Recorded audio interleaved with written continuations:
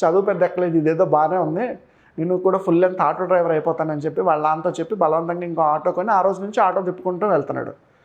అయితే ఆఫ్టర్ ఒక 4 years 5 years తర్వాత తనకు ఒక ఆలోచన వచ్చింది.